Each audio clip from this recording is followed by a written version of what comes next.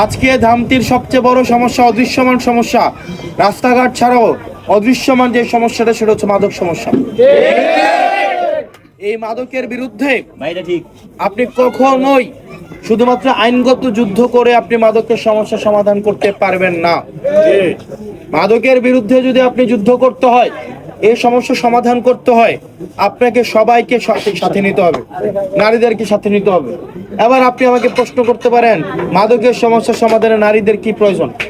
আরে ভাই, আপনার প্রত্যেকটা সমস্যা সমাধানে নারীদের দরকার আছে। ধরেন, যে মাদকাসক্ত যে সন্তানটা, এই সন্তানকে অন্য গ্রহের নাকি আপনার সোসাইটিতে কেউ না কেউ, নয় সে আপনার ভাতিজা, নয় আপনার ভাই, নয় আপনার নাতি, ঠিক কিনা? সে কি বাইরের কেউ? প্রত্যেকটা মাদকাসক্তের আত্মীয় স্বজন এখানে আছে কিনা? আমরা আছি কিনা? এবার আসেন, সে কি জন্মের থেকে মাদকাসক্ত হয় নাকি সমাজে চলতে চলতে মাদকাসক্ত হয়? তার সঙ্গ দোষের কারণে প্রথমত হয় কিনা?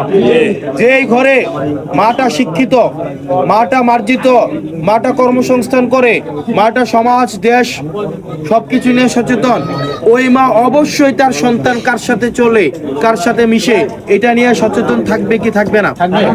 ধরেন, আপনি বিয়ে করার সময় আপনি বিয়ে করেন হচ্ছে সবচেয়ে ভোলাভালা মায়াডা, সহজ সরল মায়াডা, যে বুঝবে না, এক কথার উপর আরেক কথা বলবো না, পড়াশোনা পারে না, ওই মহিলা সারা জীবন শুধুমাত্র রান্না করবে। তার সন্তান কোথায় গেছে না গেছে এগুলো কখনোই খোঁজখবর নেবে না। স্কুলে গেল কি গেল না কোনো খোঁজখবর নেবে না। প্রাইভেটে গেল কি গেল না কোনো খোঁজখবর নেবে না। কাদের সাথে মিশে এটার কোনো খোঁজখবর নেবে না। নিবে, কারণ ওর মধ্যে এই প্রয়োজনীয়তাটাই তৈরি হয় নাই।